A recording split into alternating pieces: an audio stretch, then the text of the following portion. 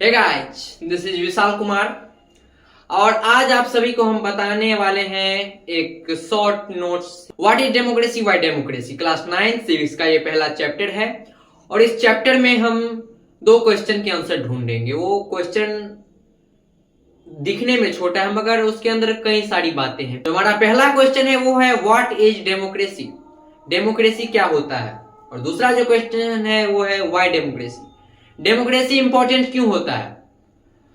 अपने पहले टॉपिक जो की है डेमोक्रेसी क्या होता है उनमें हम पहले डेमोक्रेसी की सिंपल डेफिनेशन को देखेंगे और फिर स्टेप बाय स्टेप उस डेफिनेशन में यूज हुए हर वर्ड्स को बारीकी से समझेंगे। और इस टॉपिक को पढ़ने के बाद हम ये क्लैरिफाई कर पाएंगे कि डेमोक्रेटिक गवर्नमेंट और नॉन डेमोक्रेटिक गवर्नमेंट में डिफरेंसेस क्या होती है। और दूसरा जो टॉपिक है हमारा वो है व्हाई डेमोक्रेसी, डेमोक्रेसी इंपॉर्टेंट क्यों है।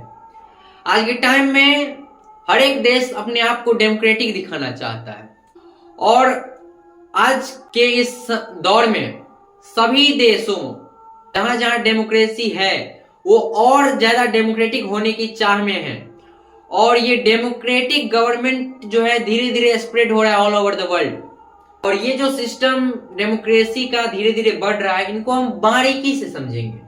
तो चलिए पहले समझते हैं व्हाट इज डेमोक्रेसी, डेमोक्रेसी क्या होता है। Democracy is a government of people bye the people and for the people. यह लाइन कहा गया था यूएसए के फॉर्मर प्रेसिडेंट अब्राहम लिंकन के द्वारा। अब हमारा जो वर्ड है डेमोक्रेसी वो कहां से आया है। डेमोक्रेसी वर्ड ग्रीक वर्ड डेमोक्रेसिया से आया है।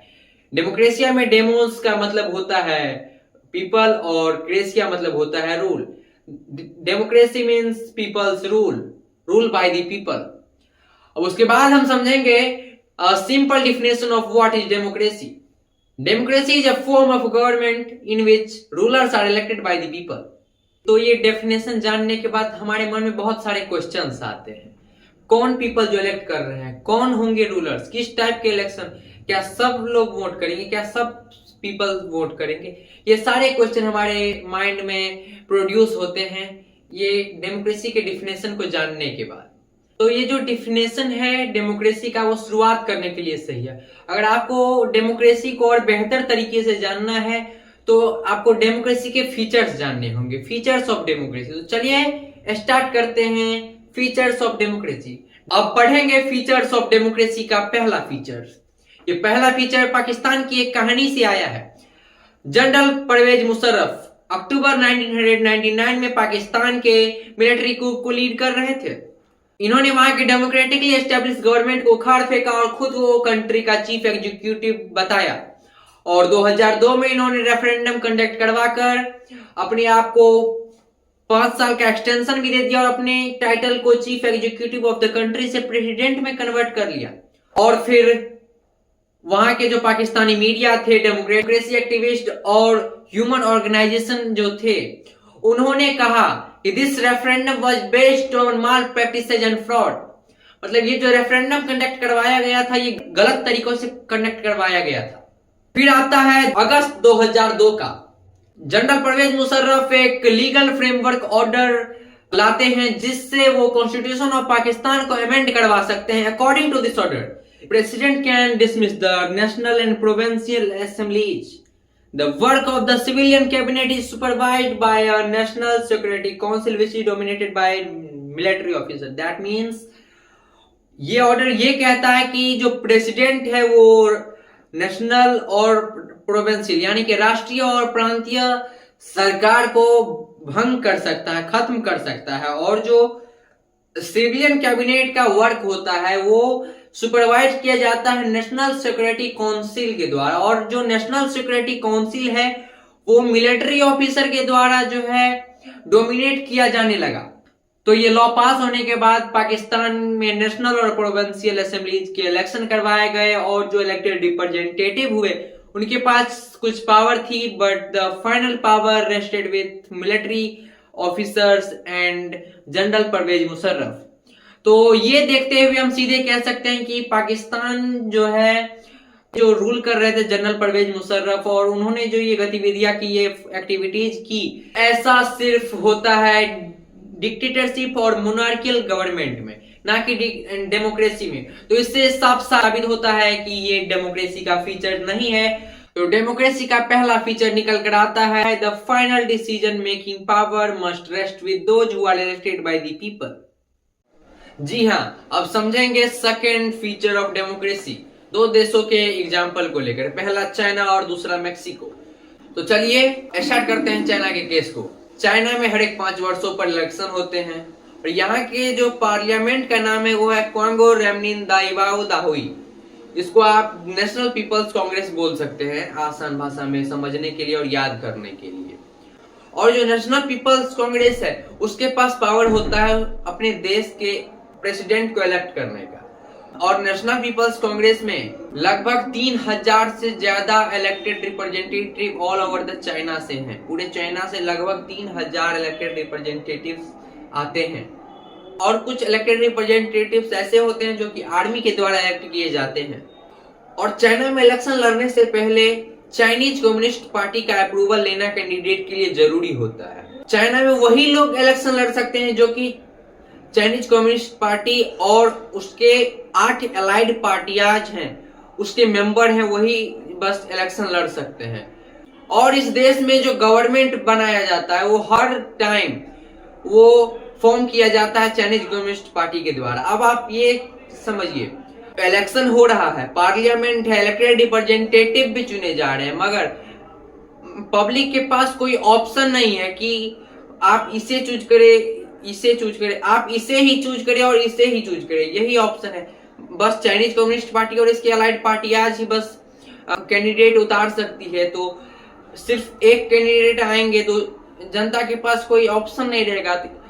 चाइना कहता है कि हम डेमोक्रेटिक हैं, या तो तुम इसे ही चुनो और इसे ही चुनो, कोई दूसरा ऑप्शन वो नहीं देती है। इसे आप इस कहानी को याद रखिए। अब पढ़ते हैं मेक्सिको की कहानी। तो चलिए स्टार्ट करते हैं मेक्सिको की कहानी। मेक्सिको 1930 में इंडिपेंडेंट हुआ था, आजाद हुआ था। मेक्सिको में हर एक 6 वर्षों पर वहां के प्रेसिडेंट को चुनने के लिए इलेक्शन होता था। और 1930 में ये मेक्सिको आजाद हुआ था और 2000 ईस्वी तक वहां पर सिर्फ पीआरआई, इंस्टीट्यूशनल रिवोल्यूशनरी पार्टी ही इलेक्शन जीती। अब आप ये कहेंगे वहां पे तो कोई डिक्टेटर रूल नहीं था, मिलिट्री रूल नहीं था। जी हाँ, वहां पे कोई मिलिट्री रूल भी नहीं था और डिक्टेटर रूल भी नहीं था, मगर वहां पे ओपोजिशन पार्टी भी इलेक्शन में पार्टिसिपेट करती थी, जैसा कि चाइना में नहीं करती थी। मेक्सिको में ओपोजिशन पार्टी भी इलेक्शन में पार्टिसिपेट होती थी, बट कभी भी वो जीत नहीं पाती थी, सिर्फ पीआरआई ही जीतते थे। अब हमने ये तो जान लिया कि पीआरआई, इंस्टीट्यूशनली रिवोल्यूशनरी पार्टी जो थी वो डर्टी ट्रिक्स यूज करती थी इलेक्शन जीतने के लिए। और वहां के जो गवर्नमेंट ऑफिसेज में ऑफिसर्स थे उनको प्रेशराइज किया जाता था कि आप पार्टी मीटिंग्स अटेंड करें। और सरकारी स्कूल के टीचर जो हुआ करते थे उनको प्रेशराइज किया जाता था कि आप अपने स्टूडेंट के पेरेंट्स को बोलिए कि पीआरआई को ही वोट कीजिए। वहां के जो मीडिया थे वो ओपोजिशन पार्टीज के अच्छी एक्टिविटीज को इग्नोर करके उनको सिर्फ क्रिटिसाइज करने का काम करते थे। मेक्सिको में लास्ट मिनट पर बूथ बदल दिए जाते थे जिससे कि बहुत सारे लोग इलेक्शन में वोट नहीं कर पाते थे। और पीआरआई अपने कैंडिडेट्स के कैंपेनिंग के लिए बहुत सारे पैसे भी खर्च करती थी, बहुत सारे पैसे खर्च करती थी। तो अब हमारे सामने दोनों साइड की कहानियां हैं, पहला चाइना और दूसरा मेक्सिको। अब क्या ये इन दोनों जगहों पे जो इलेक्शन होते हैं और इलेक्टेड रिप्रेजेंटेटिव होते हैं, क्या हम कह सकते हैं कि वो पीपल के द्वारा इलेक्ट किए जाते हैं? पीपल के द्वारा इलेक्ट किए जाते हैं, मगर उनके पास कोई ऑप्शन नहीं रहता है। एक जगह ऑप्शन नहीं है और दूसरी जगह free and fair electoral competition हो नहीं रहा है। तो इससे क्या कंक्लूजन निकलता है? इससे कंक्लूजन निकलता है democracy is a form of government in which rulers are elected by the people, और in a democracy the final decision making power must rest with those who are elected by the people। ये है। अब election होंगे, elected representative आएंगे और final decision making power वही लेंगे। मगर अब जो सेकेंड फीचर्स ऑफ डेमोक्रेसी है वो, और democracy must be based on free and fair electoral competition in which those who are currently in power have fair chance of losing. यानी कि डेमोक्रेसी में free and fair electoral competition होना चाहिए। जो अभी पावर में है वो उनके हारने का चांस भी हो, जो आज पावर में नहीं है उनके जीतने का भी चांस हो। तो चलिए पढ़ते हैं अब third features of democracy, 1 person 1 vote and 1 value. ये जो प्रिंसिपल है 1 पर्सन 1 वोट 1 वैल्यू, ये वर्ल्ड के ज्यादातर देशों ने एक्सेप्ट कर लिया, मगर कुछ ऐसे देश भी है जो कि इनका डिनाइल करते हैं। तो चलिए पहला एग्जांपल है सऊदी अरेबिया। 2015 तक सऊदी अरेबिया में वुमेन को राइट टू वोट का अधिकार नहीं था, वोट देने का अधिकार नहीं था। चलिए दूसरा एग्जांपल एस्टोनिया का। एस्टोनिया कहाँ है? रसिया का पड़ोसी देश है एस्टोनिया, सीधी भाषा में समझिए। अब एस्टोनिया में जो लोग रह रहे हैं वो तो वोट करेंगे ही, और एस्टोनिया का सिटीजनशिप रूल कुछ ऐसा बनाया गया, अगर आप एस्टोनिया में रसिया से रहने के लिए आए हैं तो आपको वहां पे रहने दिया जाएगा, वहां का सिटीजनशिप आपको मिल जाएगा, मगर आपको एस्टोनिया में राइट टू वोट का अधिकार नहीं मिलेगा। साउथ अफ्रीका और एस्टोनिया के बाद एग्जांपल है फिजी का। फिजी में अब इंडिजीनियस फिजी और इंडियन फिजी समझिए। इंडिजीनियस फिजी मतलब वहां फिजी के लोकल लोग, और इंडियन फिजी मतलब बहुत समय पहले, आज से 50-100 साल पहले, जो प्लांटेशन के वर्क के लिए इंडिया से, श्रीलंका से और कहीं कहीं जगहों से वर्कर्स ले जाए गए, और इंडिया से जो वर्कर्स लेके जाए गए वो हो गए इंडियन फिजियन, और उनके जो अभी नेक्स्ट जनरेशन सब वो हो गई है इंडियन फिजी। और इंडियन मतलब आप समझ सकते हैं कि इंडियन फिजी और इंडिजीनियस फिजी। इंडिजीनियस फिजी का जो वहां पे फिजी में राइट वोट का अधिकार है, और जो इंडियन फिजी का है वह वोट का अधिकार दोनों को है, मगर इंडिजीनियस फिजी के वोट का ज्यादा वैल्यू होता है और इंडियन फिजियन के वोट का वैल्यू कम होता है। चाहे उनके पूर्वज 50 साल 100 साल पहले ही क्यों ना आए हो, मगर उनके वोट का वैल्यू अलग होता है। तो इससे साफ निकल के आता है clearly third features of democracy. In a democracy, each adult citizen must have 1 vote and each vote must have 1 value. It is irrespective of caste, religion, sex, race and many other. तो चलिए पढ़ते हैं अब चौथा feature of democracy. तो fourth feature of democracy रहने वाला है rule of law and respect for rights पे। अब ये जिम्बाब्वे की एक कहानी से हम समझेंगे। 1980 में जिम्बाब्वे व्हाइट माइनॉरिटी रूल से इंडिपेंडेंट हुआ, और इस इंडिपेंडेंस में अहम योगदान था एक पॉलिटिकल पार्टी जिसका नाम था जानु पीएफ। उस पार्टी के लीडर थे रॉबर्ट मुगाबे, जो कि इंडिपेंडेंट जिम्बाब्वे के प्रेसिडेंट रहे। और जानु पीएफ पार्टी जो है इंडिपेंडेंट होने के बाद जिम्बाब्वे में बहुत सालों तक सरकारें उन्होंने बनाई और प्रेसिडेंट रॉबर्ट मुगाबे रहे। बाद में पता चला कि रॉबर्ट मुगाबे अनफेयर प्रैक्टिस से यूज किया करते थे इलेक्शन के बाद, जैसे कि इलेक्शन जीतने के बाद वो कॉन्स्टिट्यूशन ऑफ जिम्बाब्वे में बहुत सारे चेंज किए, जिससे उन्होंने अपना यानी कि प्रेसिडेंट का पावर बढ़ाया और अपने अकाउंटेबिलिटी को लेस किया, और मतलब अपना पावर बढ़ाया, और उनके ऊपर जो दायित्व थी सरकार चलाने की उसमें बहुत सारी चेंज करके उन्होंने अपने दायित्व अकाउंटेबिलिटी को लेस किया। और फिर opposition party workers were harassed and their meeting disrupted, यानी कि ओपोजिशन पार्टी के जो वर्कर थे उन्हें परेशान किया जाता था और उनकी मीटिंग को खारिज कर दिया जाता था। पब्लिक प्रोटेस्ट और डेमोन्स्ट्रेशन, यानी कि पब्लिक जो प्रोटेस्ट करती थी, हड़तालें करती थी सरकार के खिलाफ, उन्होंने इनको इलीगल डिक्लेयर कर दिया, और उन्होंने एक लॉ बना दिया जिससे आप प्रेसिडेंट को क्रिटिसाइज नहीं कर सकते हैं, उस पे एक लिमिट लगा दिया गया। और टेलीविजन, रेडियो, इन सब पे सरकार का कंट्रोल, वर्चस्व आ गया, जिससे वो अपनी ही चीजें, रूलिंग पार्टी अपने मन से, अपनी तरीके, अपनी बड़ाई की चीजें चलाती थी।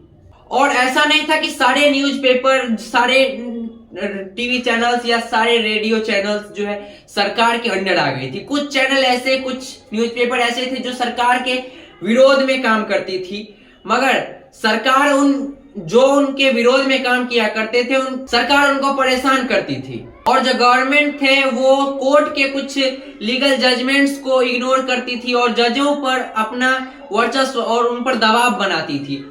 और फिर 2017 में रॉबर्ट मुगाबे को अपने राष्ट्रपति के ऑफिस से बाहर निकाल दिया गया। तो जिम्बाब्वे के इस एग्जाम्पल से हमें समझ में आता है कि रूलर का पॉपुलर अप्रूवल जरूरी है मगर पर्याप्त नहीं है। Popular government can be democratic and popular leaders can be autocratic. अब आप कहेंगे ऑटोक्रेटिक क्या होता है? Autocratic means that any person who have authorized all and unlimited power to himself. The final and fourth feature of democracy is that a democratic government rules within the limits set by the constitution and citizen right. और इन सारे rights, जो भी constitutional rights और citizen right हैं, इन पर नजर रखती है जुडिशरी, जो कि सभी को एक समान मानती है। Everyone is equal before law. तो इन्हीं चारों फीचर्स के वजह से हमारा डेमोक्रेसी डिफाइन होता है। तो व्हाट इज डेमोक्रेसी पार्ट खत्म हो चुका है। तो एक समरी लाते हैं आप सभी के पास। डिफिनेशन है डेमोक्रेसी का। Democracy is a form of government in which rulers are elected by the people.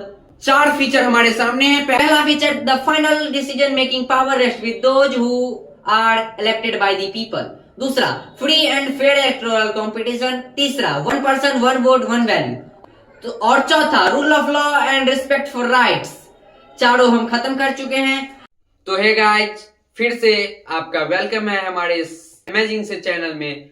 और आप सभी को अब हम बताने जा रहे हैं क्लास 9 सिविक्स के चैप्टर 1 का टॉपिक नंबर 2, व्हाई डेमोक्रेसी। अभी हमने तो चारों फीचर्स पढ़ लिए डेमोक्रेसी के। अब हम ये जानेंगे हम डेमोक्रेसी ही चूज क्यों करें। तो हम उसके जगह डिक्टेटर रूल, मोनार्कियल रूल ये भी चूज कर सकते हैं, मगर डेमोक्रेसी ही क्यों? Why democracy? तो व्हाई डेमोक्रेसी पढ़ने से पहले हम पढ़ेंगे why not democracy. Why not democracy में क्या पढ़ेंगे? Argument against democracy.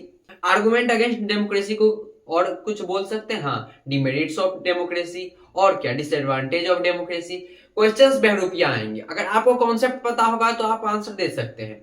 तो अभी जो मैं 6 डिमेरिट्स बताने वाला हूं, ये not in the favour of democracy है, ये डिसएडवांटेजेस ऑफ डेमोक्रेसी है, डिमेरिट्स ऑफ डेमोक्रेसी है। तो चलिए अभी मैं 6 पॉइंट्स बताने जा रहा हूं आप सभी को। तो चलिए पहला पॉइंट पढ़ते हैं। पहला पॉइंट है, leaders keep changing in democracy, it leads to instability. यानी कि लोग अपने आप से तो डिसीजन ले नहीं सकते हैं कहीं एक जगह पर बैठकर। तो कई सारे लोगों ने मिलकर अपने कॉन्स्टिट्यूएंसी या अपने क्षेत्र के लिए इलेक्टेड रिप्रेजेंटेटिव चुना, और वो जो इलेक्टेड रिप्रेजेंटेटिव होते हैं वो एक फिक्स टाइम के लिए होते हैं। तो कोई नेता लॉन्ग टर्म विजन के लिए कोई काम नहीं कर सकता है। तो ये एक समस्या है डेमोक्रेसी में, जो कि leaders keep changing in democracy. Democracy में लीडर्स चेंज होते रहते हैं। लीडर्स जो चेंज होते रहते हैं उसके चक्कर में इंस्टेबिलिटी बनती है। कोई भी रिप्रेजेंटेटिव अपने क्षेत्र और अपने देश के लिए कोई भी लॉन्ग टर्म काम नहीं कर सकता है, क्योंकि क्या पता नेक्स्ट जो रिप्रेजेंटेटिव आएंगे वो चेंज कर दें।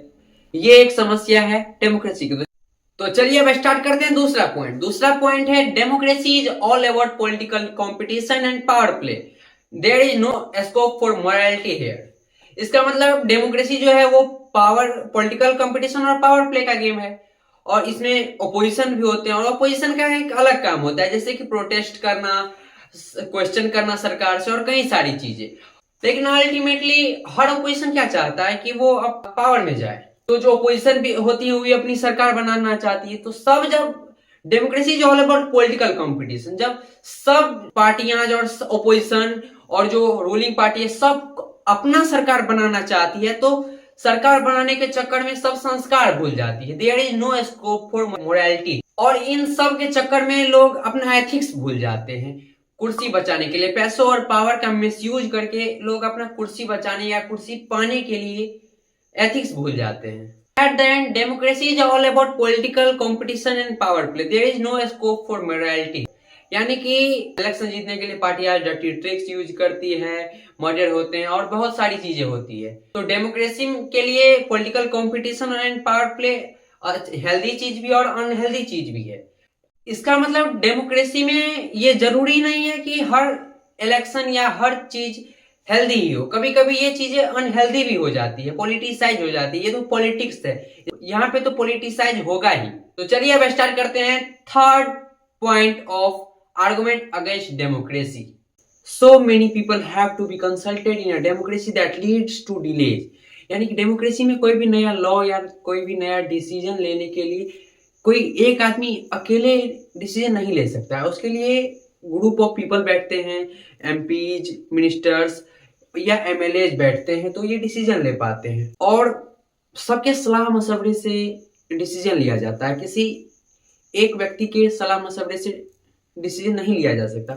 तो ये जो सलाह मशवरा का टाइम जो इसमें लगता है, जो टाइम इसमें खर्च होता है, वही डिले करता है। So many people are involve in decision making that deals with very good decision but it delays. अब इसको समझने के लिए हम आपको एग्जाम्पल के द्वारा समझाते हैं। एग्जाम्पल से मान के चलिए बर्थडे पार्टी है। बर्थडे पार्टी में मम्मी, आपका बर्थडे है और आप चाहते हैं कि हम हमारी फरमाइश से, हमारे पापा, हमारे दादा, इन लोगों की फरमाइश से पार्टी में जो है खाने पीने का हो। बट मम्मी कहेगी नहीं, मैं ये बनाना चाहती हूँ तो यही बनेगा और कुछ नहीं। कि मम्मी डिक्टेटर बन चुकी है, डिक्टेटरशिप। और अगर मम्मी पहले आपसे पूछेगी बेटा क्या बनेगा, फिर पापा से पूछेगी क्या बनना चाहिए, फिर दादा दादी से पूछेगी क्या बनना चाहिए, ये डेमोक्रेसी। और सबके राय से, सबके सलाह मशवरे से जो है वो कुछ ना कुछ बनाएगी, तो वो डेमोक्रेसी हुआ। पूछ के, सलाह के साथ। और इतने देर में क्या पता आपका टाइम निकल जाए बर्थडे पार्टी का। तो यही होता है, सलाह मशवरे में टाइम ज्यादा लगता है। अगर मम्मी कहेगी कि नहीं यही बनेगा तो वो तुरंत बनाएगी, और सलाह मशवरे में जो टाइम वेस्ट होगा वो डिलेज करेगा पार्टी के टाइम को। यही है, इसी में बहुत टाइम लग जाता है, क्योंकि डेमोक्रेसी बहुत लोगों को इन्वॉल्व करता है डिसीजन मेकिंग में। क्योंकि लोगों से सलाह लेता है, लोगों की राय सुनता है और एग्जीक्यूट करता है। बट जो ये third point of argument against democracy है वो है so many people have to be consulted in democracy then it leads to delays. मतलब बहुत सारे लोगों को आपने डिसीजन मेकिंग में सलाह मशवरे के लिए रखा और यही डिलेज करता है। तो इसमें कंक्लूजन निकलता है दो, गुड साइड भी और बैड साइड भी। गुड साइड क्या है? गुड साइड ये होता है कि ये जो डिसीजन लिया गया इसमें गलती की चांस कम हो जाती है। और बैड साइड क्या है? बैड साइड ये है कि तुरंत हम डिसीजन नहीं ले सकते, इसमें इस प्रोसेस में टाइम लगता है। तो चलिए अब पढ़ते हैं fourth point of argument against democracy. Elected leaders do not know the best interest of the people. It leads to bad decision. Democracy में हम जिन नेताओं को चुनते हैं, जरूरी नहीं है कि उन नेताओं को जमीनी हकीकत पता हो और हर इंसान की परेशानी पता हो।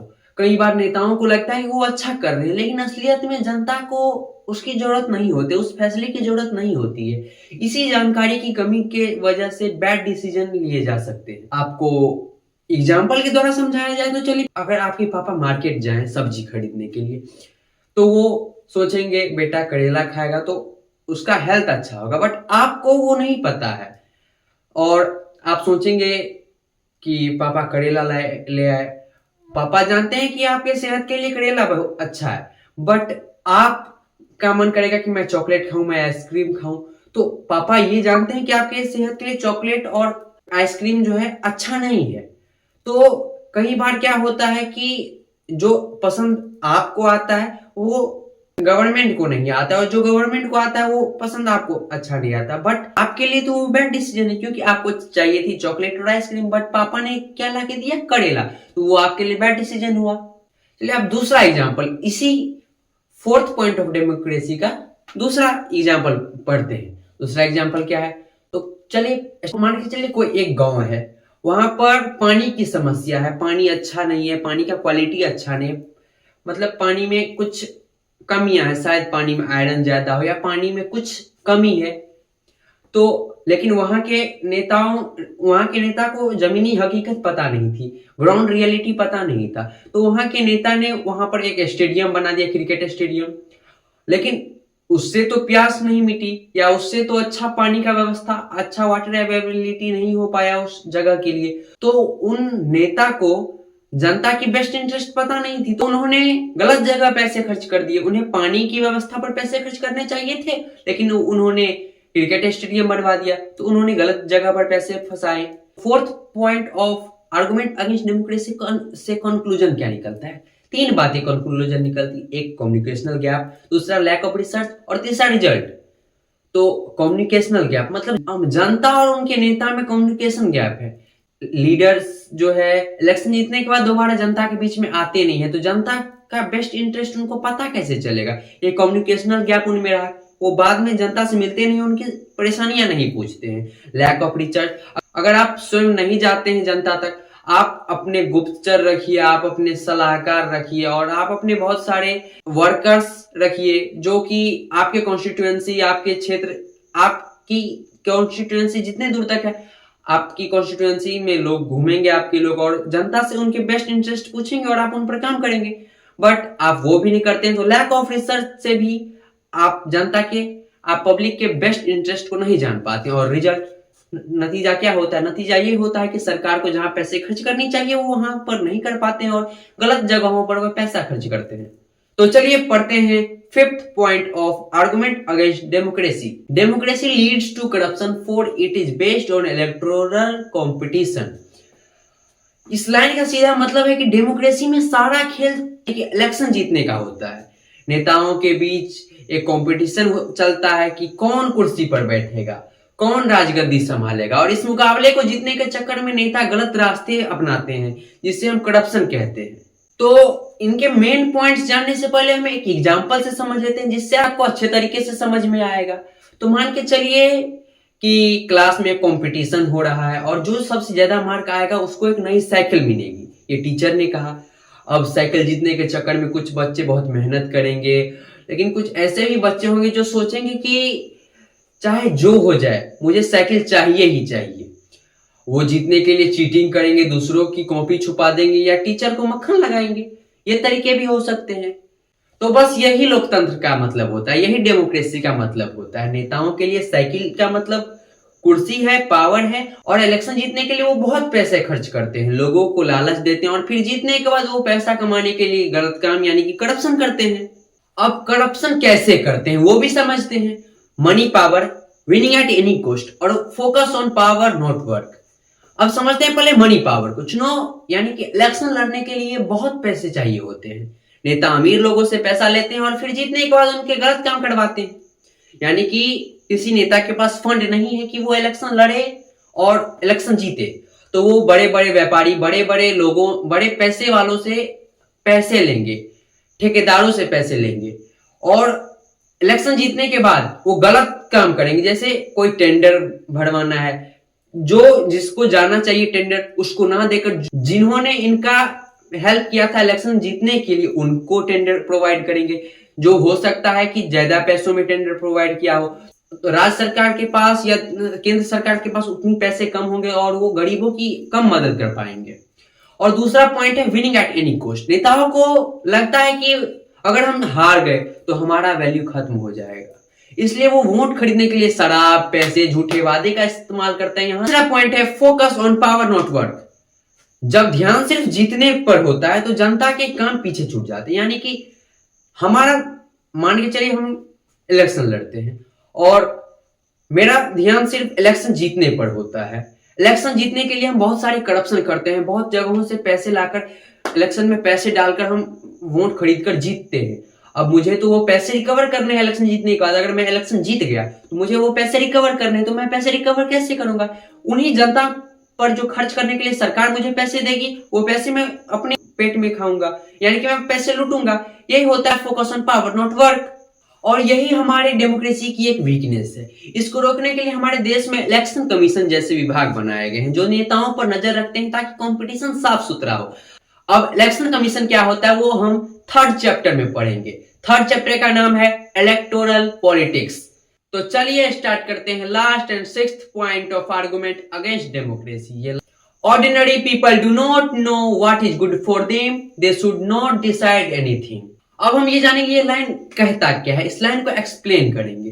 तो जो आम जनता होती है यानी कि कॉमन पीपल, ऑर्डिनरी पीपल, वो उतनी पढ़ी लिखी या समझदार नहीं होती कि वो देश के बड़े बड़े फैसलों को ले सके। उन्हें पता नहीं होता है कि कंट्री की डेवलपमेंट के लिए क्या जरूरी है क्या नहीं, इसलिए उन्हें वोट देने का अधिकार यानी कि राइट टू वोट उनको नहीं देना चाहिए।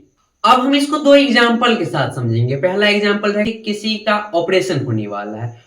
अब हम वहां पे जो 10 लोग खड़े हैं उनसे पूछेंगे कि ऑपरेशन कैसे करना है? नहीं, बिल्कुल नहीं, क्योंकि उनको वो चीज नहीं आता है, उनको मेडिकल की समझ नहीं है। हम किन से पूछेंगे? हम एक्सपर्ट डॉक्टर से पूछेंगे कि क्या करना चाहिए। ठीक वैसे ही इस लाइन को बोलने वाले का कहना है, मतलब ordinary people do not know what is good for them and they should not decide anything. ये लाइन जिसने कहा है वो ये कहना चाहते हैं कि देश चलाना एक एक्सपर्ट का काम है, ना कि किसी आम आदमी का। तो चलिए अब पढ़ते हैं सेकेंड एग्जाम्पल, फिर आपको अच्छी तरीके से समझ में आएगा। फिर हम कंक्लूजन जानेंगे। मान के चलिए स्कूल, अगर आपसे पूछा जाए कि स्कूल में पढ़ाई होनी चाहिए या वीडियो गेम्स होनी चाहिए, तो ज्यादातर स्टूडेंट्स क्या कहेंगे? वीडियो गेम्स होनी चाहिए। तो लेकिन क्या ये आपके लिए अच्छा होगा? बिल्कुल नहीं, ये आपके लिए अच्छा नहीं होगा, क्योंकि स्कूल में आपको पढ़ना चाहिए। इसलिए कुछ लोग कहेंगे कि बच्चों को नहीं पता कि उनके लिए क्या सही है क्या गलत है, बड़ों को उनके लिए फैसले लेने चाहिए। वही इसका मतलब होता है कि आम जनता को फैसले नहीं लेने चाहिए कि क्या सही है क्या गलत है। जो उस विभाग, उस डिपार्टमेंट के एक्सपर्ट है, उनको डिसीजन लेना चाहिए। अब ये दोनों एग्जाम्पल पढ़ने के बाद हमारे sixth point of argument against democracy में कंक्लूजन क्या निकलता है, अब हम कंक्लूजन पढ़ेंगे। तो चलिए कंक्लूजन पढ़ते हैं। तीन कंक्लूजन है: lack of knowledge, easily fooled और elite thinking. Lack of knowledge क्या है? जो ऑर्डिनरी पीपल होते हैं, आम जनता होती है, उनको महंगाई, टैक्सेस और फॉरेन पॉलिसी की उतनी अंडरस्टैंडिंग नहीं होती है, इसलिए वो अपने लिए गलत लीडर चुन सकते हैं। और इजिली फूल्ड, सेकंड जो कंक्लूजन है हमारा, वो है कि जो ऑर्डिनरी पीपल, आम जनता होती है, उनको नेता मीठी मीठी बातें और लालच देकर बेवकूफ बना सकती है। और जो ये थर्ड पॉइंट है, थर्ड कंक्लूजन है, इलाइट थिंकिंग, वो जो ये लाइन है, ordinary people do not know what is good for them and they should not decide anything, ये उन लोगों की सोच को दिखाते हैं जो सिर्फ जानते हैं कि पढ़े लिखे और खास लोग ही राज करने के लिए बने हैं। ये उन लोगों की सोच को दिखाते हैं। अब मैंने जो ये सिक्स्थ पॉइंट बताया, इनमें एक ट्विस्ट आता है। अब ट्विस्ट क्या है ये जानने के लिए तो मन बेकरार होगा, और हमारा मन बताने को बेकरार है। तो चलिए सुनिए। ये जो मैंने बातें बताई ऊपर, ये सिर्फ सुनने में अच्छी लगती है, लेकिन ये गलत है। आप बोलिएगा क्यों गलत है? क्योंकि भले ही आम आदमी एक्सपर्ट ना हो, पर उसे पता है कि उसे भूख लगी है, उसके इलाके में सड़क खराब है, या उसके बच्चे को स्कूल चाहिए। अगर आम जनता फैसला नहीं लेगी तो राजा या एक्सपर्ट, राजा मतलब जो लीडर है, लीडर को यहाँ पे मैंने राजा कहा है, तो लीडर और एक्सपर्ट जो है वो अपनी मनमानी करेंगे और उनकी समझ को नहीं देखेंगे। तो आर्गुमेंट अगेंस्ट डेमोक्रेसी खत्म हुआ। तो चैन की सांस लीजिए, फिर सांस को भरिए। अब चलिए पढ़ते हैं argument for democracy, merits of democracy, advantages of democracy.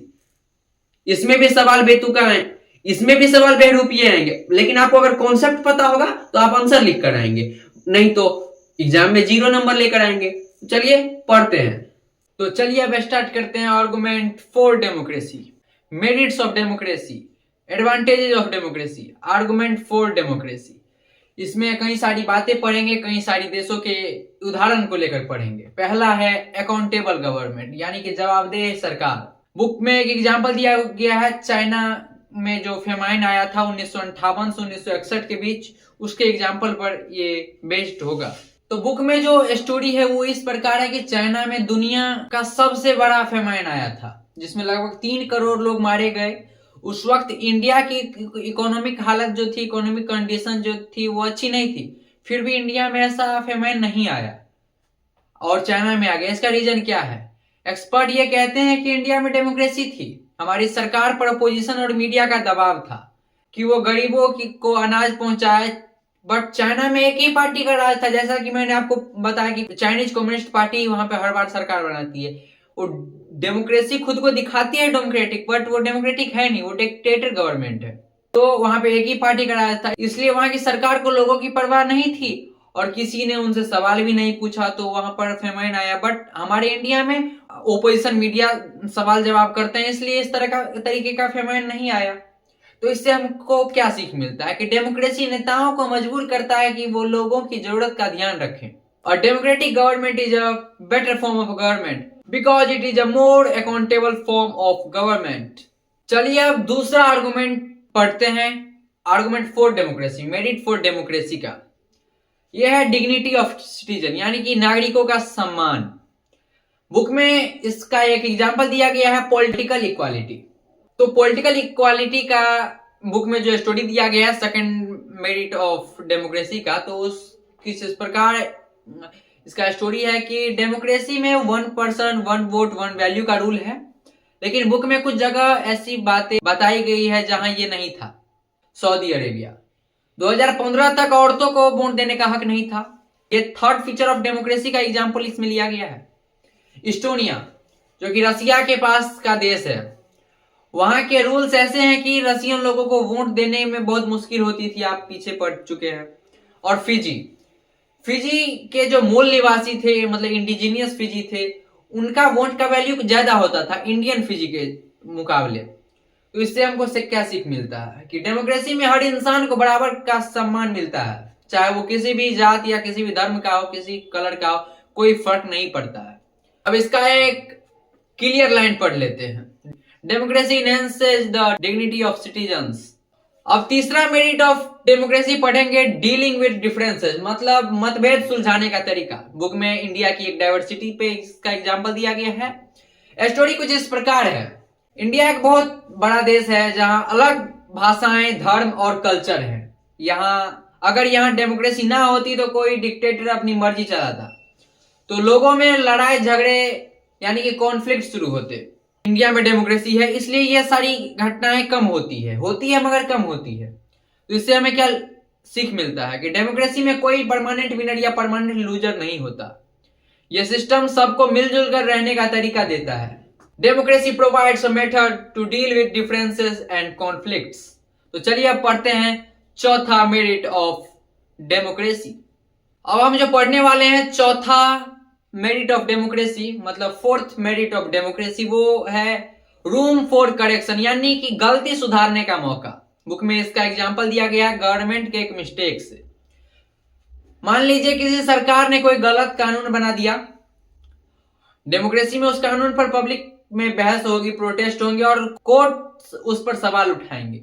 Result क्या आएगा? सरकार को अपना फैसला बदलना पड़ेगा, जैसा कई बार बड़े प्रोटेस्ट के बाद होता है, या फिर अगले इलेक्शन में लोग उस सरकार को ही हटा देंगे। डिक्टेटरशिप में लोग गलती देख सकते हैं पर उसका बदला नहीं ले सकते। वो गलती देख सकते हैं मगर अपना शासक को चेंज नहीं कर सकते, अपने रूलर को चेंज नहीं कर सकते। Democracy is better than other forms of government because it allows us to correct its own mistakes. अब जो हमने अभी यहाँ पर 4 मेरिट्स पढ़े, बेटर डिसीजन लेने का, अकाउंटेबिलिटी और डिग्निटी और करेक्शन का, यानी कि बेटर डिसीजन गवर्नमेंट लेती है, दूसरा अकाउंटेबल फॉर्म ऑफ गवर्नमेंट, और तीसरा सिटीजन्स का डिग्निटी इनहेंस करती है, और चौथा रूम फॉर करेक्शन। तो बुक में बेटर डिसीजन वाले का एग्जांपल लिया गया है कैबिनेट एंड पार्लियामेंट डिबेट्स, और अकाउंटेबिलिटी का लिया गया है चाइना और इंडिया के फेमाइन का।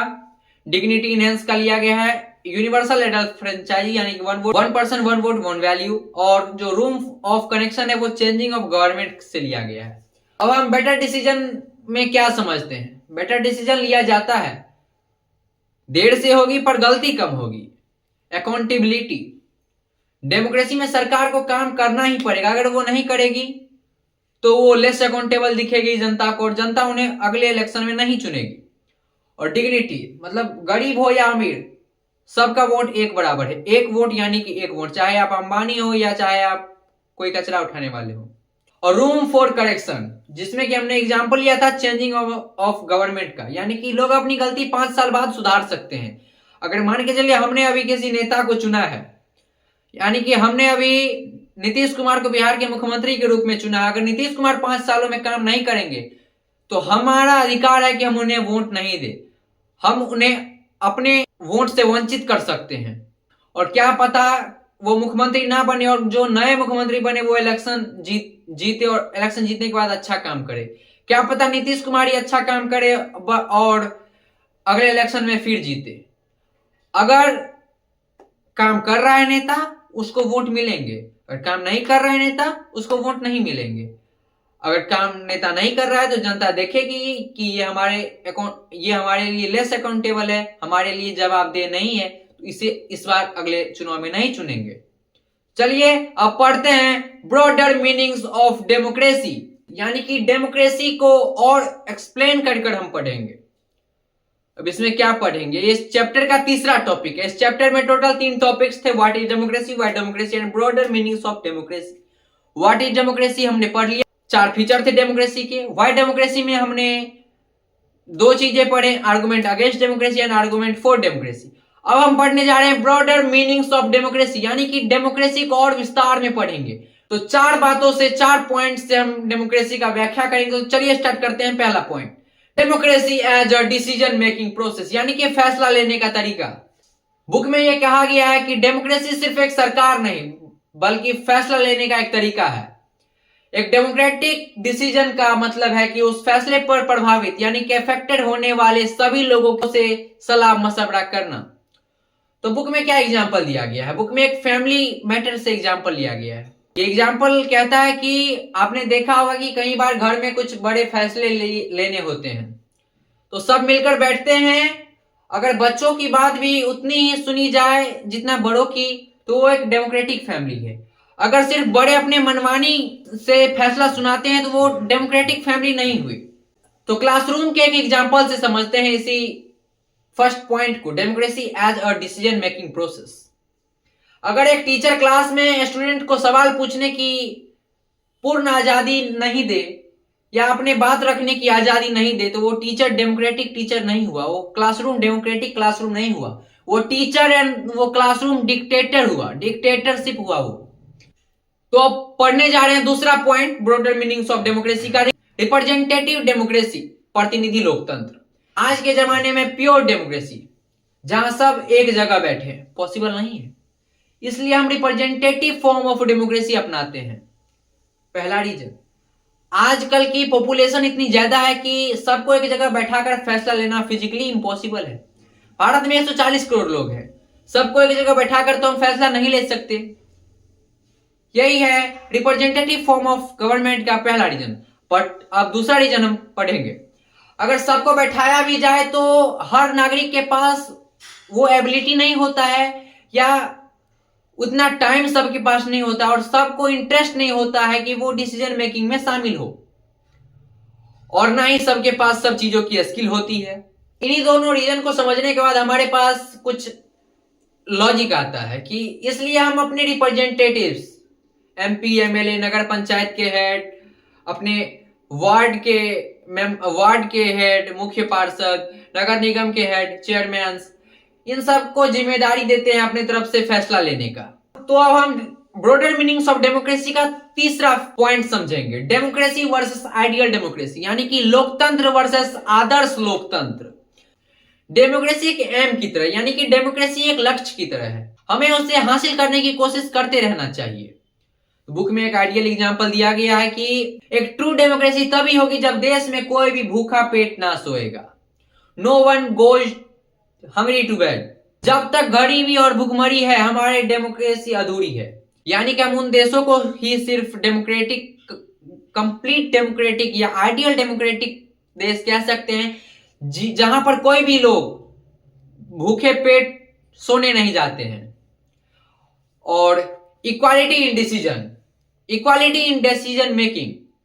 आइडियल डेमोक्रेसी में हर सिटीजन के पास फैसले लेने के लिए बराबर की इंफॉर्मेशन, बराबर की एजुकेशन और बराबर के रिसोर्स होने चाहिए, जो कि सभी देशों के पास नहीं है। इसलिए डेमोक्रेसी और आइडियल डेमोक्रेसी में बहुत सारे डिफरेंसेस हैं। पहला कि जो ट्रू डेमोक्रेसी होते हैं वहां पर कोई भी आदमी भूखे पेट सोने नहीं जाता, और दूसरा कि जो आइडियल डेमोक्रेसी होते हैं वहां पर सभी लोगों के पास equal resource, equal information and बराबरी की एजुकेशन होती है। तो आप भारत में रहते हैं, हम भी भारत में रहते हैं, मुझे जितनी बातें पता होगी भारत के बारे में उतनी आपको पता नहीं होगी, और जितनी आपको पता होगी उतनी मुझे पता नहीं होगी। हमारे देश के जो लीडर्स हैं, जो ऊपर के पोस्ट पर बैठे हुए हैं, उनको भी सारी बातें पता नहीं होती है, क्योंकि हम सब भारत के हैं और भारत के नेता ही भारत को लूट रहे हैं और भारत की जनता कुछ कर नहीं रही है। तो हमारे देश में ये बात बहुत गलत है कि बाकी किसी कंट्री में लीडर्स अपने जनता के लिए लड़ते हैं और हम लोग इंडियंस अपने नेता के लिए हम लड़ते हैं। तो ये डिफरेंस है। तो चलिए अब पढ़ते हैं चौथा point of broader meanings of democracy. तो अब जो हम पढ़ने जा रहे हैं वो है nominal democracy versus real democracy, यानी कि नाम की डेमोक्रेसी वर्सेस असली की डेमोक्रेसी। हम अक्सर डेमोक्रेसी वर्ड का यूज सरकार के लिए करते हैं, लेकिन बुक कहती है कि डेमोक्रेसी वर्ड का यूज लाइफ के हर एक सेकंड करो, हर एक सेकंड में अप्लाई करो। तो इसका कंक्लूजन पॉइंट क्या निकलता है? इसका कंक्लूजन पॉइंट निकलता है कि डेमोक्रेसी जो है वो सिर्फ नेताओं पर डिपेंड नहीं करता है। डेमोक्रेसी एक ऐसी ताकत है, एक ऐसी स्ट्रेंथ है जो कि सिर्फ नेताओं या लीडर्स पर निर्भर या डिपेंड नहीं करती है, बल्कि हम सिटीजन्स पर भी डिपेंड करती है। हम सिटीजन्स पर ही डिपेंड करती है। अगर हम लोग एक्टिव होकर नेता चुन रहे हैं तो डेमोक्रेसी मजबूत होगी ही होगी। तो हमने तो ब्रॉडर मीनिंग्स ऑफ डेमोक्रेसी पढ़ लिया। अब एक ट्विस्ट जानते हैं। हमें डेमोक्रेसी का बस एक ही मतलब पता है कि सिर्फ इलेक्शन कराना और सरकार चलाना, मगर ये लिमिटेड मीनिंग ऑफ डेमोक्रेसी हुआ। हमें ब्रॉडर मीनिंग ऑफ डेमोक्रेसी समझना है। ब्रॉडर मीनिंग ऑफ डेमोक्रेसी क्या है? ब्रॉडर मीनिंग ऑफ डेमोक्रेसी ये है कि हर उस जगह जहां पावर शेयर हो रही है और सबकी राय सुनी जा रही है, यानी कि सबके कॉन्सेंट सुने जा रहे हैं, चाहे वो घर हो, ऑफिस हो, स्कूल हो, कुछ कोई भी जगह हो, अगर सबकी राय सुनने के बाद वहां पर फैसले लिए जा रहे हैं तो वो डेमोक्रेसी हुआ। ये हम ब्रॉडर डेमोक्रेसी का मीनिंग ये होता है। लेकिन हम सिर्फ लिमिटेड डेमोक्रेसी का मतलब जानते हैं कि हाँ इलेक्शन होने चाहिए और सरकार चलनी चाहिए, इतना ही डेमोक्रेसी का मतलब नहीं है। तो ब्रॉडर डेमोक्रेसी से आप क्या समझे कमेंट बॉक्स में बताइएगा। एक बहुत अच्छी लाइन है, डेमोक्रेसी वोटिंग से शुरू होती है पर खत्म कहां होती है? डेमोक्रेसी वोटिंग से शुरू होती है पर खत्म सामाजिक न्याय और बराबरी पर होती है। तो सिविक्स का पहला chapter what is democracy, why democracy हमने खत्म कर लिया है। तो चलिए bye bye, tata, see you, मिलते हैं नेक्स्ट वीडियो में।